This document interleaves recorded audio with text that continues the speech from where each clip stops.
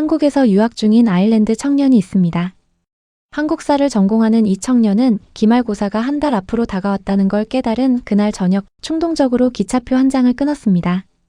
본격적으로 시험을 준비하기 전 마지막 여유 시간을 알차게 보내고 싶어서인데요. 목적지는 안동.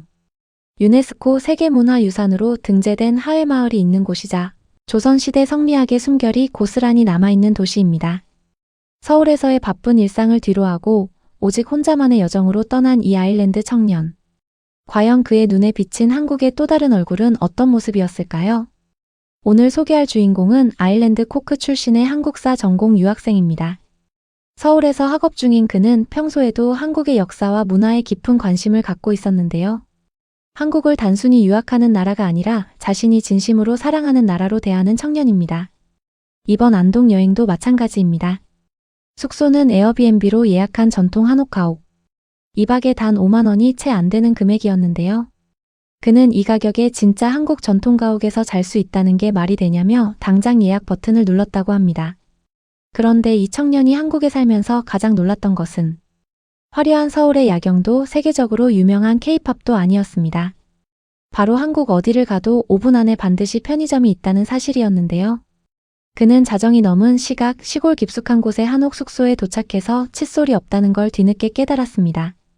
한국이 아닌 다른 나라였다면 다음날 아침까지 기다려야 했겠지만 그는 단 5분 만에 편의점을 찾아 칫솔을 구매할 수 있었습니다. 아일랜드나 유럽에서는 자정 넘은 시각에 시골 마을에서 편의점을 찾는다는 건 상상도 할 수 없는 일입니다. 밤 10시만 되면 대부분의 가게가 문을 닫고 작은 마을엔 편의점 자체가 없는 경우가 허다하니까요. 그런데 한국은 서울 도심이든 경북 안동의 깊은 시골이든 24시간 편의점이 자리를 지키고 있습니다. 이 청년이 그토록 한국을 좋아하는 이유 중 하나가 바로 여기에 있었던 것이죠. 한옥 숙소 안으로 들어간 그는 또 한 번 입을 다물지 못했습니다. 진흙으로 빚은 흙벽, 황토 온돌 바닥. 밖은 차갑게 얼어붙어 있었지만 방 안은 온기로 가득 차 있었는데요. 찬장에서 맥심 커피 스틱을 발견하더니 에피소드를 말해줍니다. 19살 때 처음 한국을 관광객으로 방문했을 때 맥심 카페라는 간판을 보고 당연히 커피 전문점인 줄 알고 들어갔는데 알고 보니 그건 한국판 성인 잡지 카페였던 겁니다. 주변을 둘러보니 자신보다 30살은 많아 보이는 아저씨들이 가득했고 그는 그 자리에서 얼어붙고 말았다고 하는데요.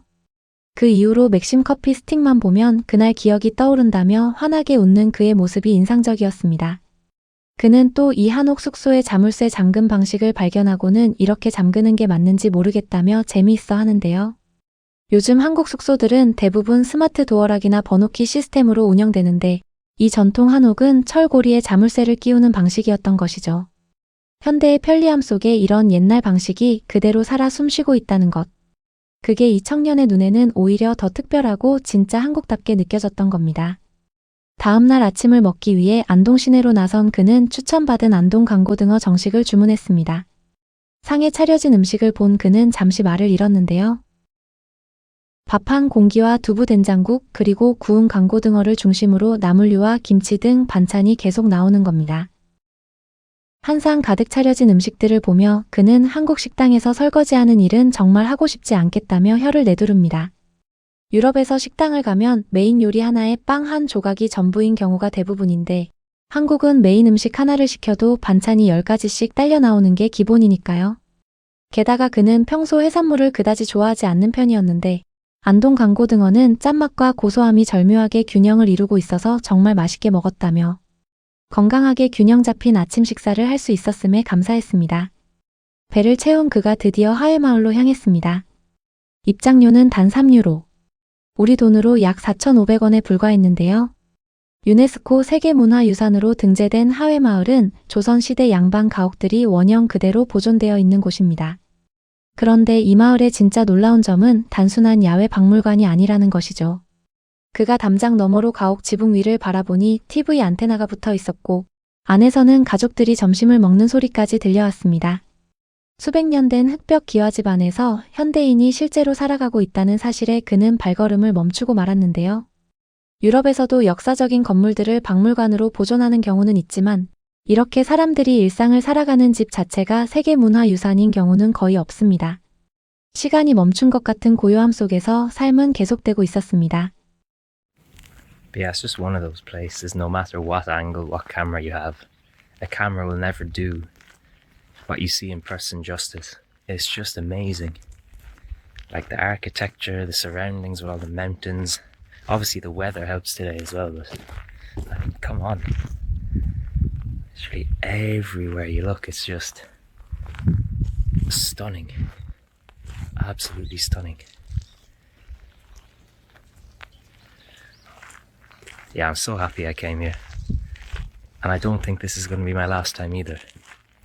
Definitely have to come back. 마을 안을 거닐수록 그의 감탄은 점점 깊어졌습니다. 담장 위로 고개를 내밀듯 뻗어있는 감나무, 처마 아래 가지런히 정돈된 항아리들, 굽이치는 낙동강이 마을을 S자 형태로 감싸안은 지형까지. 그는 천천히 걸으며 이 마을의 이름인 하회가 강이 휘돌아온다는 한자에서 유래했다는 것도 직접 공부해서 카메라 앞에서 설명했는데요. 한국사를 전공하는 유학생답게 그는 단순히 풍경을 구경하는데 그치지 않고 이 마을의 깃든 역사와 철학적 의미까지 깊이 이해하려 했습니다. 마을 한가운데에 600년 수령의 나무가 서 있다는 안내를 발견하고는 이 나무 하나를 보러 오는 것만으로도 여행의 가치가 있다며 진심으로 감탄하는 모습을 보였는데요. So this tree is actually worshipped as a village spirit. It's called a Samshindang, which means like the shrine of the three gods. And apparently it's located right in the middle of the village, and it's 600 years old, so yeah, it doesn't just look good. Honestly, it's worth coming to this village just for the trees alone. Like, look at that. Like, you had that tree back there, the 600-year-old one, and now this one. Like, you could actually map out a tree tour of this village and you'd be here all day. I'm not even joking. All the fruit trees and like techie little trees like that. That's insane. 담장 사이로 이어지는 흙길을 걷던 그는 문득 이런 생각을 입 밖으로 꺼냅니다. 여기 정착하고 싶다고요. 낙동강변에 작은 초가집을 짓고 곶감을 만들며 살면 어떨까 하는 농담 섞인 말이었지만 그 표정만큼은 진심이 담겨 있었습니다.